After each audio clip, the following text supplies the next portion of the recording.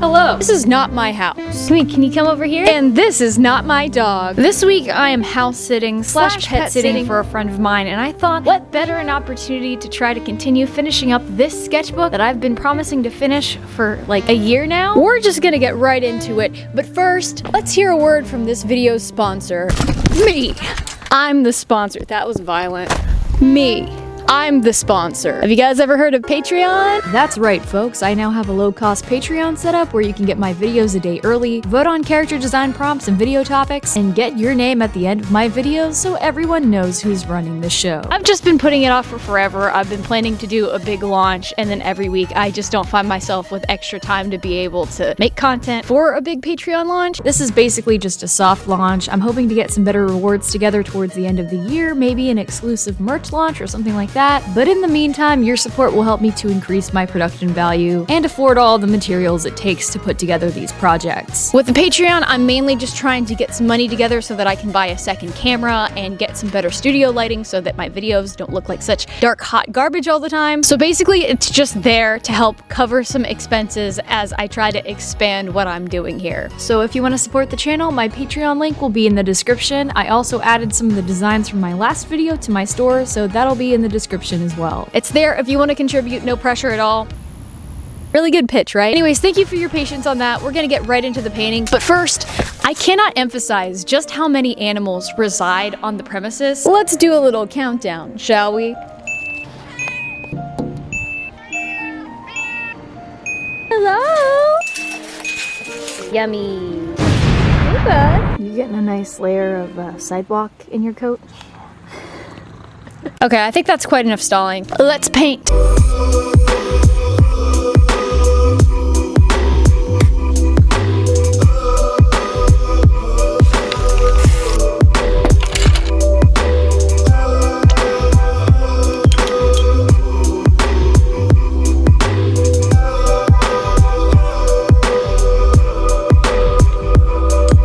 Alright guys, this first set of sketches I'm painting over is just some headshots of Vi and Jinx that I don't hate how they look, but I also don't love how they look, so I figured they would look better if they had some paint on them. And yeah, I know I did Arcane art in the last painting over my sketches I did, but the Arcane brain rot is real and none of us can escape it, let's be honest. But anyways, while I do this, I'm not gonna really talk about my process much because I don't know about you other artists, but it just gets really old. Like, I don't have a lot of new stuff to say video to video if I'm just doing some paintings. So I thought that I would do more Q&A questions. The first question is from the wonderful Willis, who asks, on the subject of Halloween, favorite scary movie? I'm kind of picky when it comes to the horror genre, but weirdly enough, I'm a big fan of slasher films, which I know is kind of weird because they're like gratuitously violent and it's normally violence against women. But I don't know, I like them. Maybe it's the fact that a lot of them were made in the 1980s and 90s, which were just really good times in film. But anyways, I really like Halloween, A Nightmare on Elm Street. I love The Shining, but I have to say my favorite scary movie is probably the first Scream film. It's just a classic. I really like the style of the film and it's good satire, and I also really like Neve Campbell in the role. Her character in that, and then the girl from Nightmare on Elm Street, I forget their names, are probably my favorite final girls. I also like the Scream sequels, but they're pretty hit or miss. I would say the first three are like solid, but then the fourth one is one of the weirdest movie watching experiences I have ever had. The plot twist is just annoying, and at some point I'm pretty sure Gale Weathers sets a child on fire. Just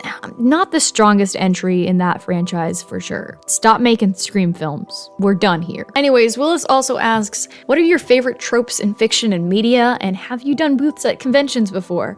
To answer that first one, I'm just a really big sucker for that like plucky teen who is mentored by like the old jaded grizzled master, and they have to learn how to get along, but then the mentor ends up being like a parental figure for the plucky teen. If you've noticed, I lean on that trope a little bit too much in my own character designing. So does the Star Wars franchise right now. What can I say? It's a good trope. I am also really weak for a good rivals to lovers, enemies to lovers thing. The tension is just entirely too powerful. And for that last one, no, I've actually never tabled at a convention before, but I really want to. There's a convention that I want to do locally in the spring of next year that I'm just like waiting for applications applications to open so that I can get mine in. I really hope I get in, and if I don't, well, maybe the year after that, because it's a lot to invest to table at a convention out of state, particularly if it's your first time doing it. Mossiplier asks, what is your favorite thing about fall/Halloween, and what are you dressing up as for Halloween? I don't know, the fall season, particularly October, is my birth month, so I think whenever I was a kid, I just got really excited about it because it was my birthday. And I've also always loved dressing up, and specifically making my own costumes, because like my parents bought me a couple of my Halloween costumes whenever I was really little and they were more affordable, but once I got older, I had to start making my own costumes if I wanted to dress up as something cool for Halloween. And in combination with that, Halloween was also the only holiday as a kid that I really got to see my friends. Especially once I got older and I was a teenager, my family started hosting the Halloween party for our little friend group. Also, the trick-or-treating is just so nostalgic because trick-or-treating just doesn't exist in the same form that it did whenever I was a kid in the late 90s and like mid 2000s, because now candy is just super expensive and trick-or-treating is a lot more dangerous than it used to be. I'm glad people are kind of coming up with alternatives for trick-or-treating, like trunk or treat, because it's a really fun tradition. I would love for kids to get to experience it for as long as possible, but people are also crazy, and it's a lot safer to just go to a central location and trunk or treat around people's vehicles, you know? But I am at least trying to keep trick-or-treating alive in my neighborhood, even though it's like not many people do it anymore. I still try to hand out candy and make sure that kids can at least experience it for a little bit longer, because I don't know about you guys, but I really am afraid that trick-or-treating is gonna go obsolete and people just aren't really gonna do it anymore. And that's so sad to me because it was like one of the funnest experiences that I had as a kid, and I just think that kids these days should be able to experience that too without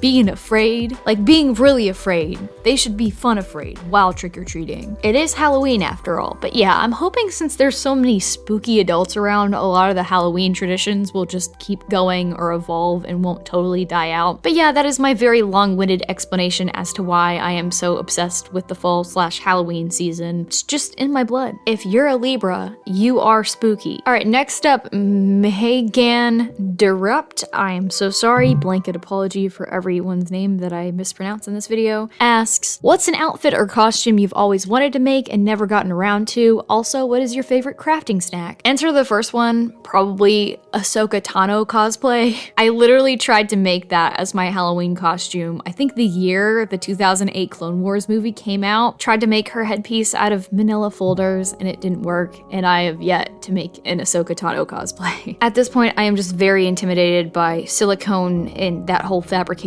process, so I'll get around to it eventually. Favorite crafting snack? I would say healthy option, cucumber and sriracha hummus. Accurate option, Flamin' Hot Cheetos. Ray Austin asks, will you ever do an in-depth room tour? And what is your favorite inconvenient art tool /supply /medium? For the room tour, I probably will. It's just a tornado pretty much 24/7, and I've been meaning to redo a wall and a couple of the things in there for a while now, and I just haven't gotten around to it. So I want to do like a nice aesthetic studio /room tour, but that is not the state of my living space at all right now. So I don't know, at some point I might do a video where I like redo my room /living space. We'll see. I'll certainly do one before I move out, just to document it so that I can like look at it whenever I'm sad and I like miss my room. But that's kind of what's kept me from redoing it in the first place, because I'm just like, why should I invest money and resources into redoing my living space whenever the whole goal here is to move out anyways? Shouldn't I just invest that same money in a new future living space? That's the logic I use to justify living in the eye of a tornado. As for the art supply, I would probably say like either EVA foam or Warbler. Warbler because it's expensive, very convenient to use, but oh my gosh, it's just rising in price. I just bought some and I'm really butthurt about it. And foam because while it is inexpensive, it is kind of a pain to like clean up and fabricate all the way. Like you have to do a lot of patterning, and then you have to cut bevels just right, and then normally you have to go in and clean up with a Dremel, and it's just honestly a lot of work, but the end product does end up looking really nice. So worth it, but a little bit inconvenient, yeah. Also, I just realized that I completely glossed over a question from earlier where someone asked what I was gonna be for Halloween. That's a surprise. That's actually gonna be a video, so you don't get to know that just yet, but I have designed it, I bought supplies, I'm starting to work on it, but it is extremely elaborate and not gonna be comfortable at all, probably. So as an alternate costume for me to like change into later in the night whenever I'm I'm sick of it. I'm kind of thinking about getting a Cobra Kai gi because I'm obsessed with the show. I just watched season 5. It's so good. Oh my god. Like, that show is so unhinged. The writers know how much they can get away with, and they're just laying it on real thick, and I am here eating it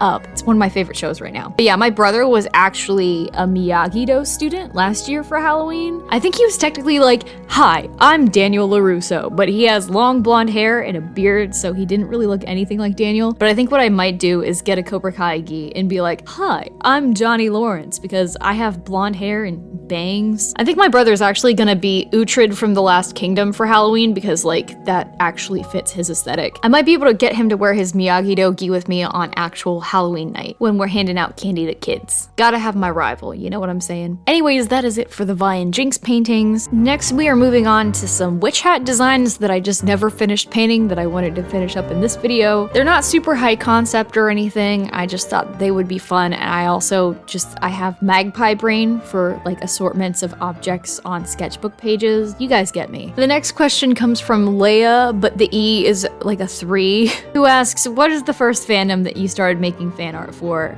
Oh boy. Okay, so I loved like animal films as a kid. I drew a lot of Lion King fan art. However, the first online community that I was really active in creating fan art for was, of all things, the Balto fandom. I cannot emphasize how much I was a Balto kid. I don't know what happened. Like, something snapped in my brain and everything was just Balto for a solid 3 or 4 years. Like, into my teens. It was embarrassing.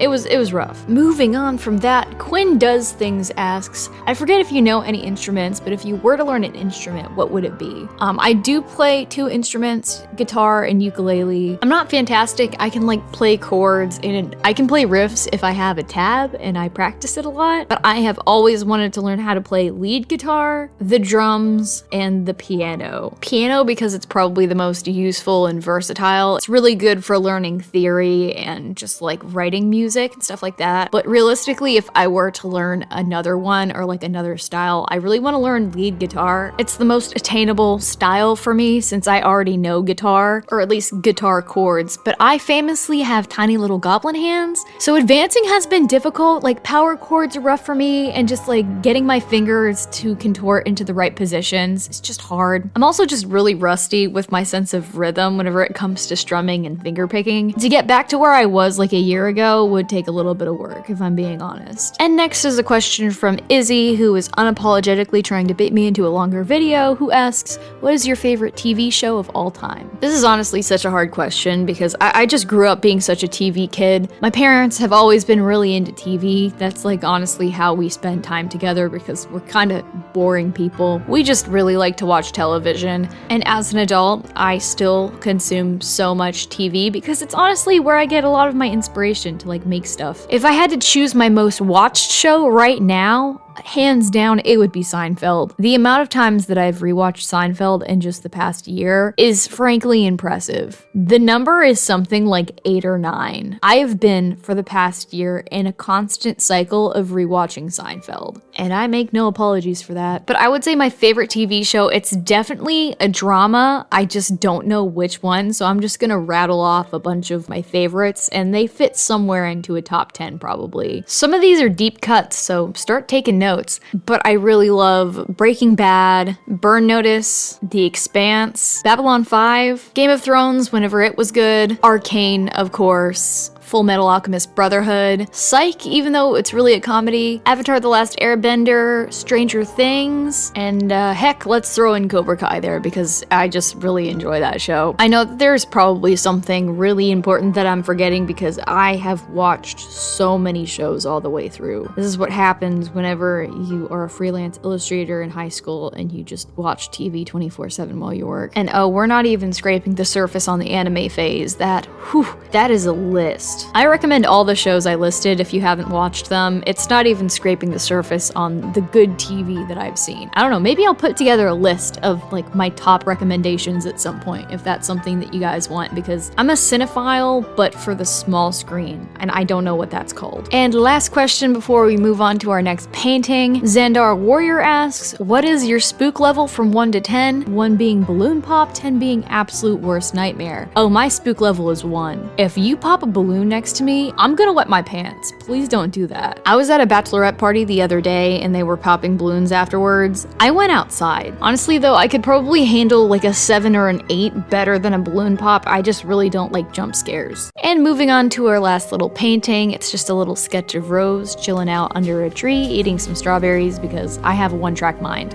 First question for this section from Whimsical Muse. This is a debate that I like to annoy my friends with. They ask, is a hot dog a sandwich? Is cereal soup? Is lasagna a cake? Yes to all of the above, especially the one about cereal being soup. Alright, and for a slightly more helpful / relevant question, Zephyr Does Art asks, when and how did you get more into painting? Do you have any tips you wish someone told you when you started out that would be useful in hindsight? And would you ever consider doing an art book? I've always been into painting, mostly because my maternal grandmother was an artist. She was a painter. She did very much like Bob Ross style landscape paintings, and she was really, really good. I actually at some point want to make like a documentary style video on her paintings and her life and how it kind of inspired me to start painting. I might actually try to do that next year because I'm hopefully going to be seeing some of my family that I could interview for that video, like in person. I haven't seen them in person in like 10 years or something crazy like that. Anyways, a video like that is in the cards, but since she was a painter, whenever I was a little kid, I kind of already had a standard to strive for, and that kind of encouraged me to take up painting to like carry on that legacy in a way. It wasn't intentional, but I didn't really start getting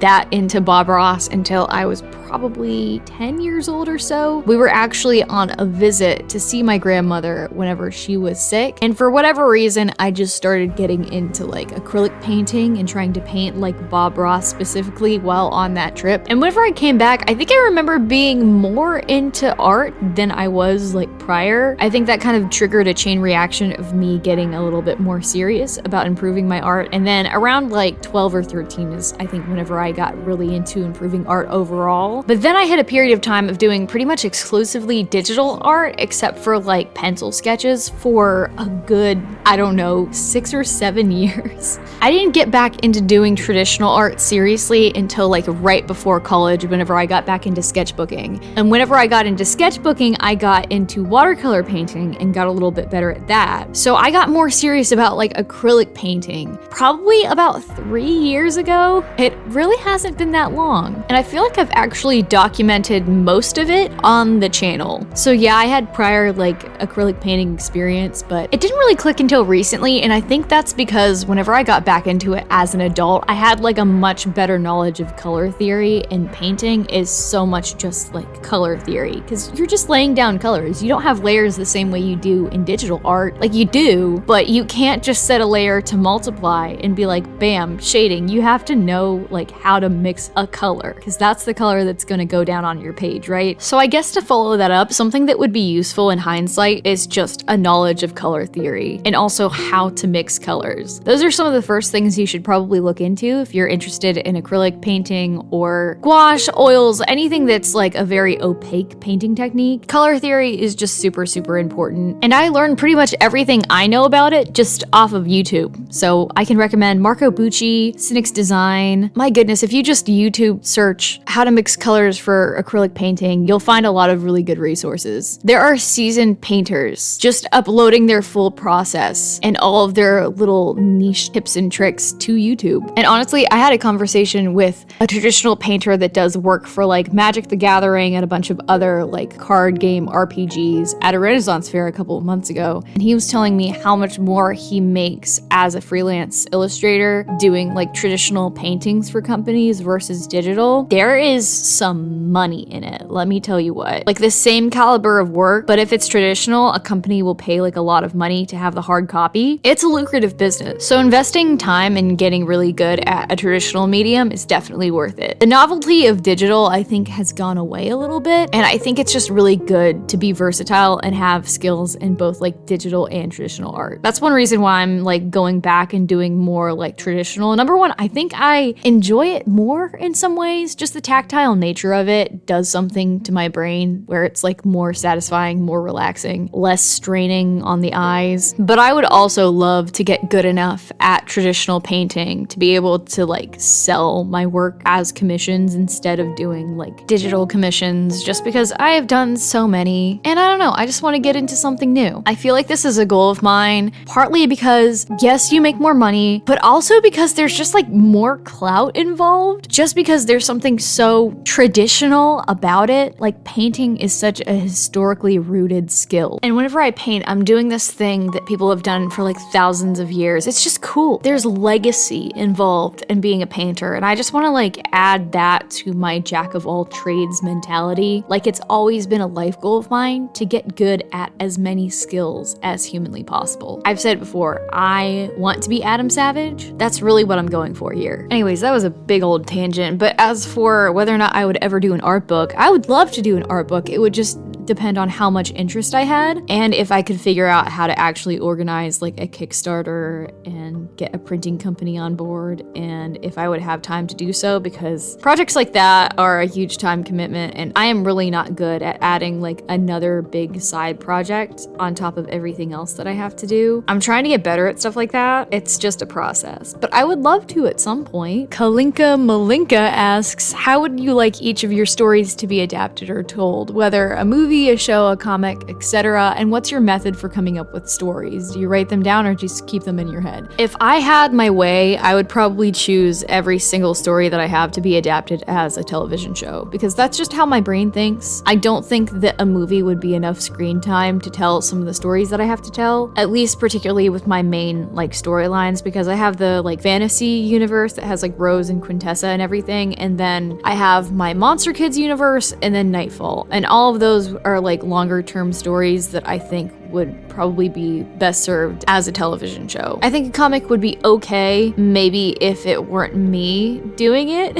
Just because I've tried comics, I don't think my brain thinks in comics. I think I would probably make an animatic of my stories before I would make a comic, honestly. Actually, you know what? If I had my choice, I think Monster Kids universe would be like a Cartoon Network style cartoon, very much in the vein of Gravity Falls or The Owl House. Nightfall would just be an anime, but I think my fantasy universe would probably be best served as a video game, because it's really more about the world building than the converging storyline, because all of the characters kind of end up in the same central plot, but I feel like it's more about all of their individual journeys and story arcs, and I feel like as a television show it would probably feel pretty disjointed and just kind of weird. I think a video game would be the most enjoyable way to experience that story and world, and then you could also play as all the characters, because I think the power system is actually pretty cool. So for that one, like open world RPG probably. And like, don't tell anyone, like seriously, you're not allowed to tell anyone, but I actually have a couple of ideas in mind for like episodes that I would have if my Monster Kids universe was like a Cartoon Network television show. Like, I have an idea that I think I would essentially make the pilot, and I've actually been wanting to turn it into an animatic for a really long time, but the things that have been stopping me have been, of course, time, and then also trying to round up some voice actors to like help voice it. But it's definitely on my list of bucket list projects that I want to do and have to do. Like, I think it would just be so cool if I could put together an animatic in the style of the like Spider-Sona animatic that I made, but with a full score, fully voiced, with like as tight of a script as I can get, just to exist, just to be. It doesn't have to go anywhere. I just think it would be a really cool project to make and a pretty big accomplishment for me as a creator. It might be something that I try to kickstart at some point if I can like get organized enough to do that, but I absolutely would try to scout the voice talent or whatever from my audience, just because I feel like that would be really cool. Anyways, you can file that one under Kira's pipe dreams, because it's a long shot. It would take a lot of commitment and work, and it's definitely not happening anytime soon, but I just feel like it's a really cool idea, and if I can make something like that happen at some point, I absolutely want to, because I really enjoy making animatics. I don't get to do it it as often as I would like to because it's just hard to find an application in week-to-week videos to do it other than just going all out for an intro. But I do feel like my animatic art style is like the perfect art style for my Monster Kid story. So I feel like it's just kind of meant to be. They're meant to go together at some point in some way. Anyways, I have rambled on for long enough. Here are the finished pieces. I had a lot of fun working on these, especially since it's been a couple of weeks since I just got the chance to sit down and like paint and draw in my sketchbook. I've just been like really into making stuff the last month or so here. I will try my best to pepper in as much art and sketchbooking content as I can in between the weeks where I'm just completely ingrained in my costuming nonsense. Also, I'm sorry I never get to many Q&A questions in these kinds of videos. I'm just really rambly and I also like to give a complete answer when I can. But don't worry, I'll be doing more videos like this in the future and I'll try to just keep doing more Q&A questions because otherwise, I'll be honest, I don't know what else to talk about. Anyways, that is it for this video, but now if you'll excuse me, the spookiest month is now upon us, so I'll see you all next week for some character design nonsense. Bye!